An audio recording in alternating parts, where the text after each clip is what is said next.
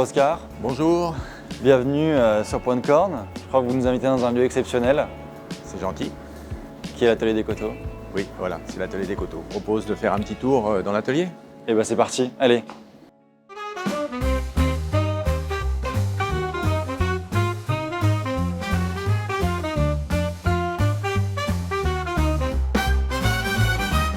Là, c'est la zone où on fait le démontage, la zone des box, qu'on appelle les box. Nous, c'est la zone où on effectue le démontage et le remontage des voitures dans le cadre des restaurations complètes. Donc, on a mis au point ce système qui permet d'avoir sous les yeux toutes les pièces de la voiture en un seul coup d'œil, ce qui est plus pratique quand on a beaucoup de voitures en cours. Donc, tout est démonté ici. Les voitures, quand elles sont démontées, les carrosseries partent sur un autre secteur pour être décapées et remises en état.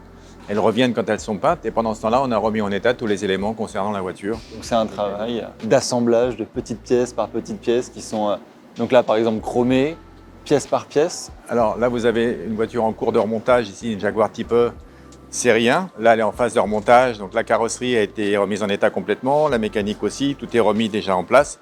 Et vous avez donc sur les étagères à côté tous les éléments concernant la voiture, à la fois les éléments noirs, les éléments chromés. On fait chromer des toutes petites pièces quelquefois pour conserver au maximum des éléments d'origine de la voiture pour que quand elle est terminée, elle soit le plus près possible de sa conformité par rapport à sa sortie d'usine. D'accord. Et donc là quand le client choisit sa peinture, il choisit son intérieur, il choisit donc la couleur intérieure et extérieure du produit. On part d'une voiture existante.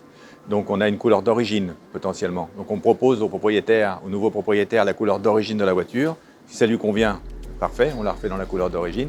S'il aime une autre couleur, on essaie de trouver dans la gamme d'origine Jaguar en l'occurrence, une couleur qui lui convient. Et on essaie quand même de garder des conformités de couleurs par rapport à l'origine de la marque et du modèle. Pour coller le plus possible à ce qu'elle a pu être d'origine quand elle est sortie d'usine. On essaie toujours de resserrer le plus possible sur l'origine de la voiture, oui. Mais il est vrai que de toute façon, on va quand même améliorer des points faibles de l'époque.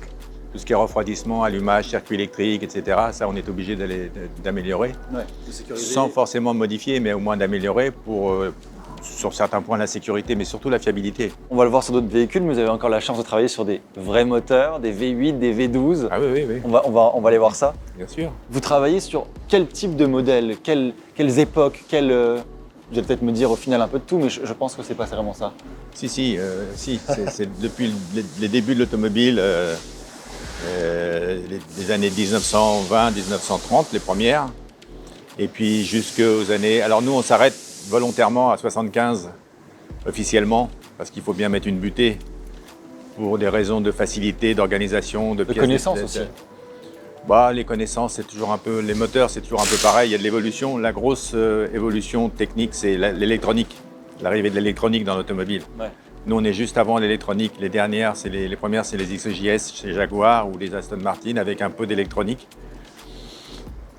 Mais on ne va pas volontairement au-delà parce que c'est un peu un autre métier, quoi. Ouais. Et puis surtout, il y a déjà tellement à faire dans ce qu'on fait nous. Bien sûr. Alors, tout à l'heure, on a vu justement un châssis comme celui-ci avec sa carrosserie. Expliquez-nous en fait de quoi vous partez quand vous récupérez un véhicule. Là, par exemple, on n'est pas totalement à nu, mais on est quand même sur un... Si, on est alors pas à nu, il y a encore la peinture. Non, mais en fait, on part de l'idée d'une commande d'un client. C'est notre client nous dit, à un moment, j'aimerais avoir une Jaguar Type E, par exemple, entièrement restaurée, comme si elle sortait d'usine. Donc on se met d'accord sur un prix. Une fois qu'on s'est mis d'accord sur un prix, on cherche la voiture. Alors en l'occurrence, on les importe des États-Unis pour trouver une base à restaurer. Ouais. Parce qu'il y en a plus qui étaient donc amenés aux États-Unis justement. C'était à 95%, 98% vendus aux États-Unis. Que ce soit les XK, les Type E, elles sont toutes parties là-bas. Donc on les retrouve là-bas, mais depuis 30 ans déjà. Hein. Ouais. Donc aujourd'hui, on achète des voitures en très mauvais état parce qu'il n'y en a plus à restaurer. Elles ont déjà été achetées depuis et aujourd'hui, on doit acheter des voitures qu'on ne voulait pas acheter il y a des années. Pour cause de châssis trop abîmés. Aujourd'hui, on achète celles qu'on ne voulait pas acheter il y a 15 ans. Et donc, on repart donc d'une base, mais on gère tout ça pour le client. L'importation, etc., on s'occupe de tout. Et on démonte la voiture intégralement, comme vous pouvez le voir. Toutes les pièces démontées une à une sont auscultées pour choisir si on la répare, si on la change, enfin bref. Ensuite, en ce qui concerne la carrosserie, on la décape complètement jusqu'à la tôle, par décapage. Et tous les éléments carrosserie sont décapés, tous les éléments corrodés sont remplacés systématiquement.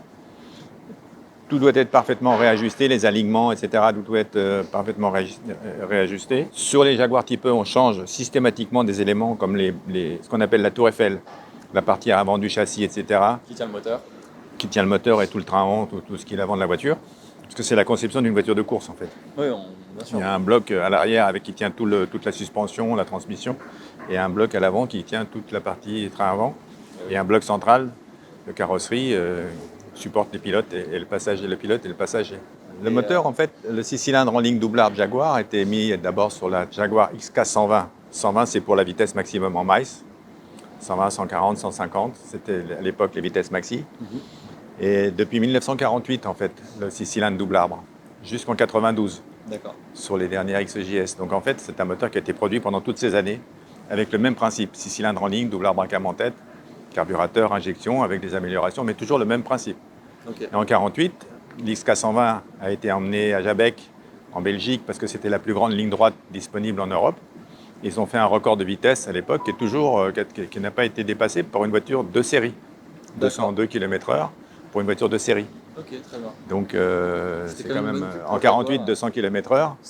Acceptable. C'était quand même pas mal. Donc là, ça c'est ce que vous récupérez, enfin, une fois que c'est désossé, bien sûr, on se comprend, pour arriver à un produit fini qui va ressembler à ça. Donc une Jaguar chromée, repeinte, avec, celle-ci c'est une Roadster donc avec sa capote, avec bien sûr son intérieur refait aussi, parce que vous occupez aussi de l'intérieur, il y a une partie cuir justement qui est dédiée à ça, une partie sellerie, cuir. Et donc voilà, ça c'est un produit, on va dire fini, qu'ensuite vous allez suivre, comme vous l'avez dit, en fait c'est un produit que vous suivez à vie, révision, entretien, s'il y a besoin de faire des réparations dessus tout simplement. Absolument, c'est l'idée. Si vous voulez, les gens partent après avec la voiture pour rouler justement. L'idée de nos clients, c'est de pouvoir rouler avec la voiture quand ils veulent, éventuellement partir loin, ils voyagent en Europe, quelques fois même bien plus loin, ils font transporter les voitures jusqu'en Chine pour participer à des grands rallyes. Le Paris-Pékin, etc. Oui, bien sûr, ou quelque part ailleurs, dans le Sahara, ou quelque part par là, ou des grands rallyes mythiques. Hein. Il y a des grands rallyes mythiques qui restent dans l'histoire et que les gens ont envie de refaire. Donc il faut la voiture. Dans ce cas-là, il faut une voiture qui a participé à l'époque, pour qu'elle soit homologuée pour le faire, comme le Toronto en France ou des trucs comme ça. Et donc nous, on prépare les voitures pour qu'ils puissent faire ça sans problème. Et là, en l'occurrence, cette voiture a été vendue il y a maintenant 4 ans. Et là, elle revient simplement pour une révision. Elle a fait seulement 8000 km depuis. Mais on les entretient, on va les chercher, on les ramène. Et on les voit une fois par an ou tous les 2 ans en fonction du kilométrage parcouru. D'accord. Et donc là, vous me disiez tout à l'heure, en fait, vous avez quand même une chronologie, enfin, on va dire, vous travaillez jusqu'au véhicule des années 70 à peu près, mais vous travaillez sur du tout marque. Là, on a de la Jaguar, on a de l'anglaise beaucoup, de l'italienne, un tout petit peu de française qui est nichée là-bas. C'est ça en fait, vous travaillez sur du multimarque. On fait toutes les marques. On fait toutes les marques, mais il y a quand même beaucoup d'anglaises parce que si vous voulez, ça correspond à un état d'esprit, les petits rosters anglais Ça plaît beaucoup. Et puis les mécaniques Jaguar, Aston Martin ou sur les Triumph 6 cylindres, etc. C'est quand même des moteurs assez présents. Donc c'est des voitures plaisantes. Il y a évidemment les Alfa Romeo, les Giulia, les Giulietta, etc. Mais ce sont des plus petits moteurs, des 4 cylindres très brillants. Ce sont des 1300, 1600 qui sont très performants. Mais c'est quand même des petites cylindrées. Ouais. Que là, on est sur des 3,8 litres, des 4,2 litres. Ouais. Donc on a quand même un moteur plus présent, plus coupleux, etc. Donc quand même des beaux moteurs dans cet atelier. C'est toujours des beaux moteurs, mais c'est une autre philosophie. On sent d'ailleurs l'essence, ça fait du bien. On sent que ça vit un petit peu, même beaucoup d'ailleurs, on entend tout ça. Bon alors du coup les moteurs. Alors là, la mécanique ici, voilà. Ici c'est la partie où on fait tout ce qui est mécanique, remise en état, le démontage, le remontage. Ici toujours un petit peu le bazar, hein, c'est normal, la partie... là vous avez des voitures qui sont démontées, donc il y a forcément tous les éléments qui sont posés sur les établis. Là, vous avez un moteur de Maserati Ghibli, 4 litres 9. 4 litres 9, un beau bébé quand même. Oui, c'est un beau bébé, c'est un V8 4 arbres. Pas mal. Et puis là, vous avez un moteur de Rolls des années 50, 55. C'est un semi-latéral. Il y a une soupape latérale, une soupape culbutée. C'était un principe... adapté par Rolls pour avoir une régularité de marche à bas régime, très souple, très silencieux, très souple et très régulier. Donc là, on est en train de le remettre en état. Vous connaissez la réponse de Rolls quand on lui demandait la puissance des moteurs, on disait puissance suffisante. Donc là, c'est une type cabriolet série 3.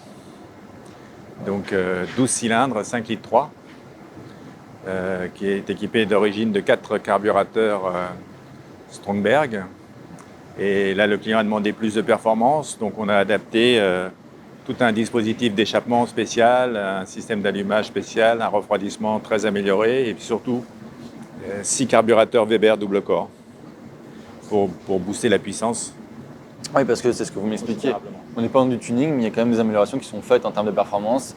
Le tuning, c'est un autre métier en fait. Bien sûr. Ils font des choses magnifiques. Mais nous, on conserve l'originalité de la voiture toujours. Absolument. Et on fait des améliorations. Là, c'est un peu poussé, mais on fait surtout des améliorations sur le point de la fiabilité. Ouais, là c'était une demande. Là, c'est une demande. D'accord. Et là, vous avez le petit coin où on fait la remise en état des moteurs. Donc ça, c'est un moteur de Jaguar XK140 de 1955 ou 56, Avec sa boîte en plus là. avec sa boîte et l'overdrive, et la partie overdrive à l'arrière. Donc ça, c'est la boîte Moss. Et l'overdrive, l'écoque de Normandville. L'écoque de Normandville, qui a été montée sur beaucoup de voitures. Ce petit dispositif-là a été monté sur beaucoup de voitures anglaises, et même des italiennes. Il y a des Ferrari qui ont ça aussi. D'accord. C'est comme une 5e vitesse avec une commande électrique en fait. Vous avez un petit bouton au tableau de bord et en 4e. Sur certaines voitures, 2, 3, 4, mais souvent sur la 4. Vous levez un petit levier, ça fait tomber de quelques centaines de tours le régime moteur. Comme si vous passiez une 5e, mais vous n'avez pas besoin de débrayer forcément, Ouais. etc. D'accord, intéressant. Intéressant. Et là, vous avez un moteur d'Austin Healey 104, donc de 1955, sur lequel on a fait un gros travail de préparation encore, parce que le client veut plus de performance. Donc on adapte une culasse en aluminium avec des grosses soupapes, volant moteur allégé, vilebrequin forgé, bielle Carrillo, piston forgé, arbre à cam spécial. On double pratiquement la puissance d'origine du moteur. Ok. Ça reste quand même un beau petit moteur. C'est un très très beau moteur parce que c'est un 2,6 litres. Pour un 4 cylindres, c'est une grosse cylindrée. Oui, 2 litres, c'est quand même pas C'est un gros, oui, c'est un gros. C'était le moteur d'une berline en fait. D'une berline Ambassador à l'époque, qui a été mise sur la toute petite Austin Healey. Donc Forcément, on n'a pas le même rapport de poids et de puissance. le couple était suffisant. Donc c'est quand même beaucoup de travail. Au final, vous disiez que c'était 2 ans de travail à peu près par véhicule. Alors 200, c'est l'immobilisation de la voiture. Le temps réel, c'est entre 1500 et 2500 heures en fonction du modèle et de l'état de départ de la voiture. On va perdre notre caméraman.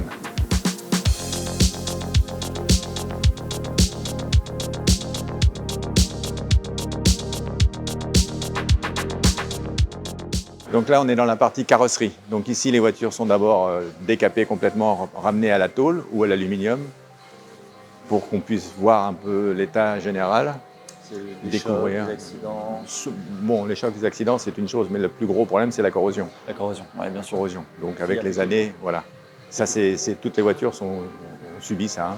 Eh oui. Donc on découvre après les avoir décapés, on découvre les problèmes et on répare, on remplace des éléments, on refabrique des éléments, etc.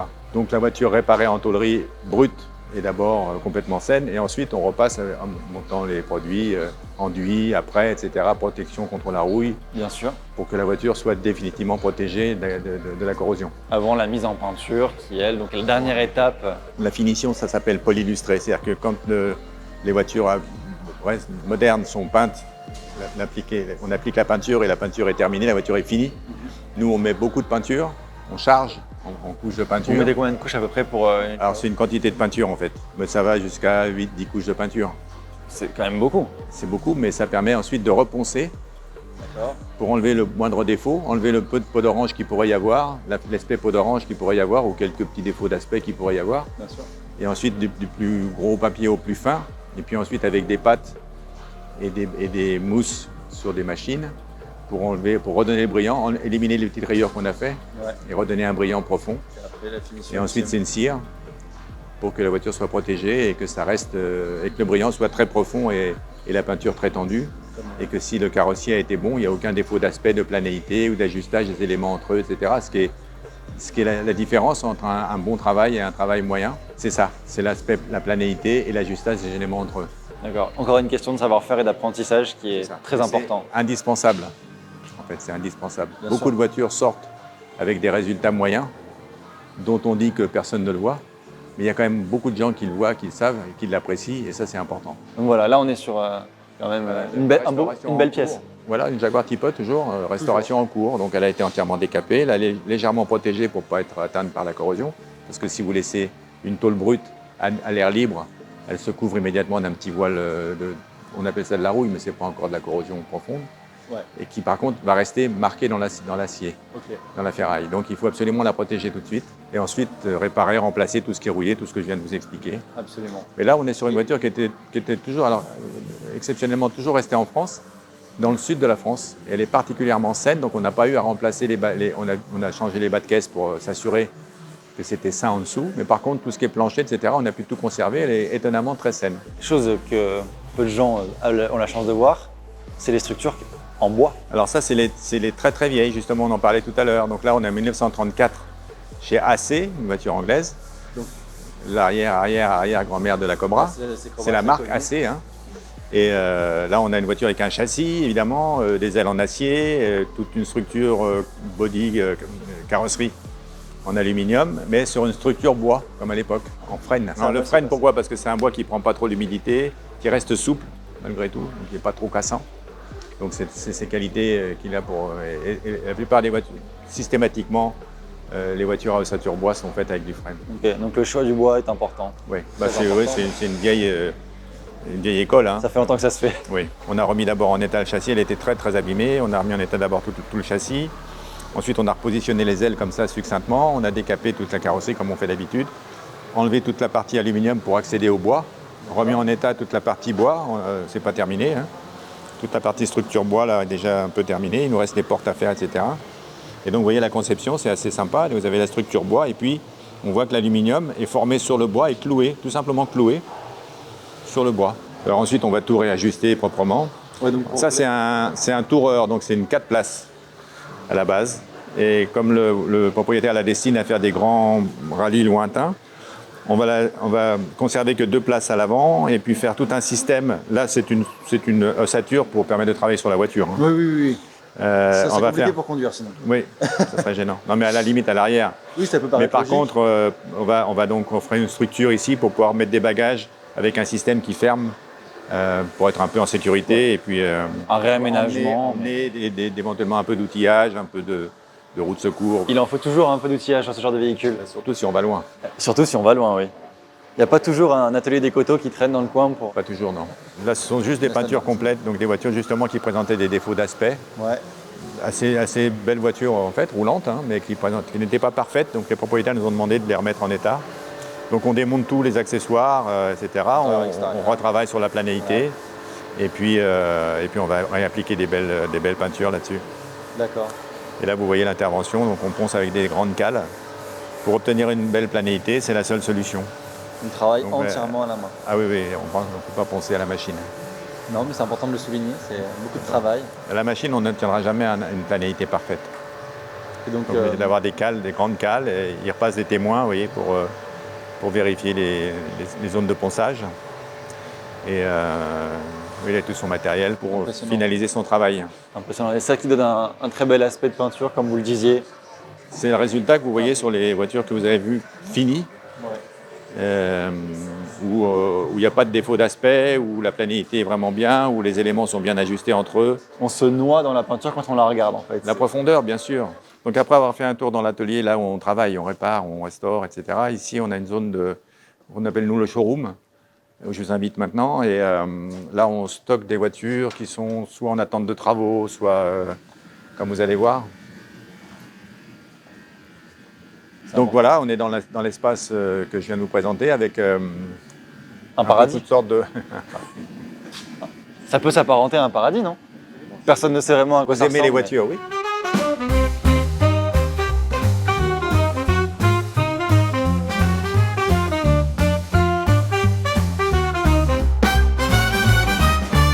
Donc là, vous avez des voitures de toutes les marques.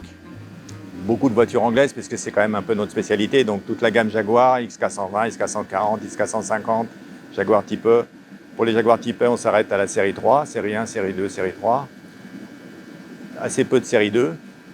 Et puis, bon, les marques anglaises sympas, Rolls, Bentley, des Rolls très anciennes, Aston Martin, des B6, des B4. Il y a un modèle, vous, qui qui vous provoque une petite étincelle à chaque fois?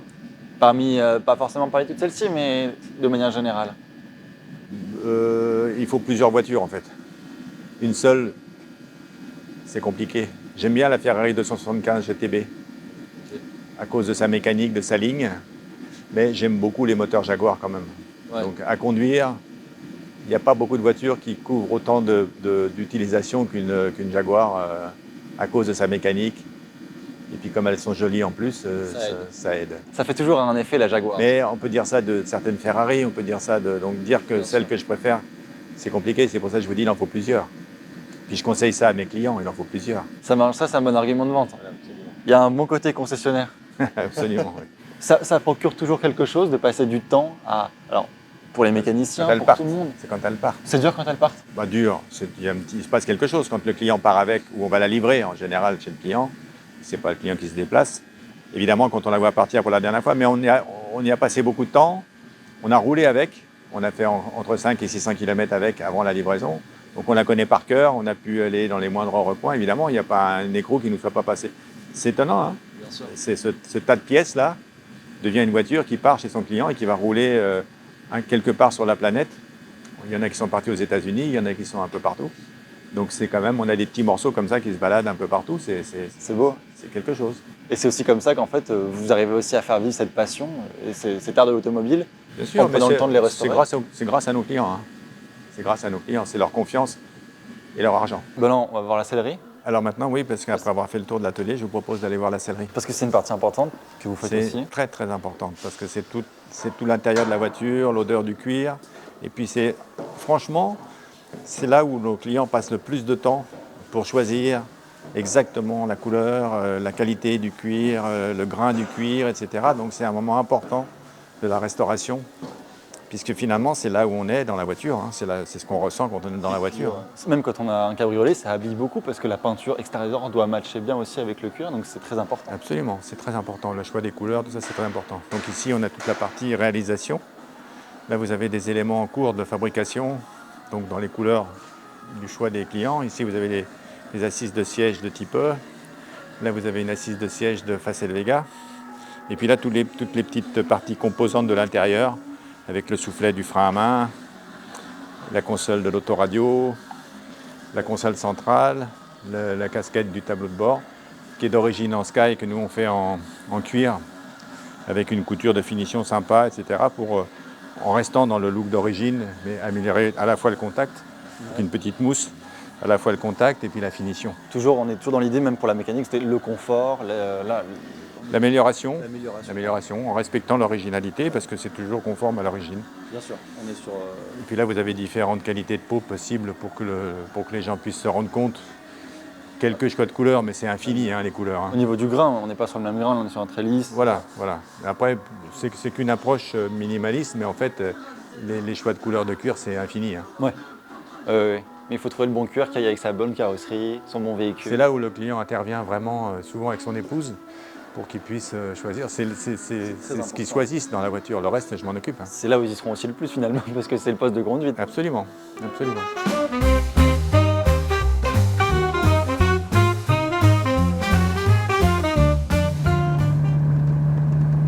On peut faire un voyage très facilement en fait avec cette voiture, parce qu'on y est bien, on est quand même bien. On est très très bien assis. On est vraiment sur un confort sportivité qui est pas mal. Bien sûr. Non, mais c'est des voitures. C'était une voiture de course à la base qui a été mise sur la route parce qu'elle a eu tellement de succès. Elle a été conçue pour suivre les types C, type D, qui étaient des voitures de course qui gagnaient Le Mans, hein, les voitures qui gagnaient les 24 heures du Mans. Et elle a été présentée, dès sa sortie, elle a été présentée au grand public. Ouais. Et puis elle a eu énormément de succès, donc elle a été mise en série, et puis avec le succès qu'on connaît, quoi. Absolument. Et c'est une voiture que vous appréciez conduire, je suppose. Il n'y a pas de difficulté en fait, ça va très bien. Et puis ça répond, enfin je veux dire, un rapport, ça répond. Ça c'est une voiture qui était vendue pour 240 km/h en 61. Ouais.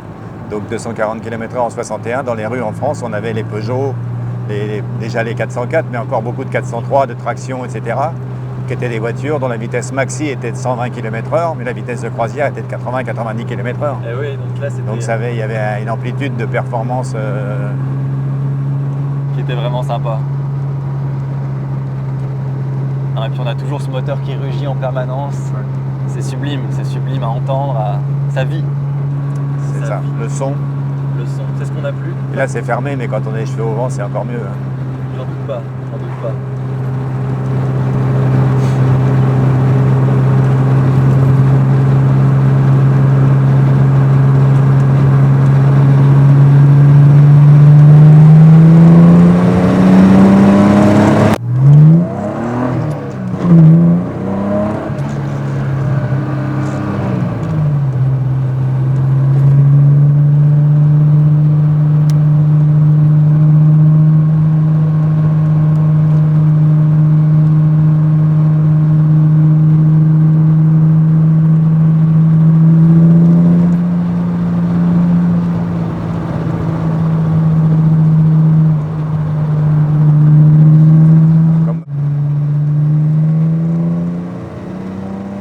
C'était incroyable. Je pense, ça fait plaisir de voir qu'il y a encore des gens qui font vivre l'automobile, qui prennent le temps surtout aussi, et qui ont des clients qui s'intéressent à ça. Voilà. Vous l'avez souligné plusieurs fois, c'est important qu'il y ait des clients. Oui, c'est grâce à eux. Et puis donc, on espère que ça va continuer à vivre ces ateliers. Vous n'êtes pas le seul, mais c'est important qu'il y en ait des comme vous. On baigne un peu dans cette mer d'automobile derrière nous, c'est magnifique. Et puis donc voilà, Point de Corde, c'est ça aussi, c'est des rencontres avec des ateliers, avec des passionnés beaucoup, dans leur véhicule, et même dans des lieux de restauration comme celui-ci. Donc merci encore à vous. Et puis comme d'habitude, il y a les liens pour les réseaux sociaux qui doivent apparaître dans un coin pour nous suivre. Et si vous avez des recommandations de lieux de tournage ou de véhicules, nous sommes preneurs. Voilà. Merci beaucoup. À vous. Merci beaucoup, Oscar. On se resserre la main. Absolument. Allez.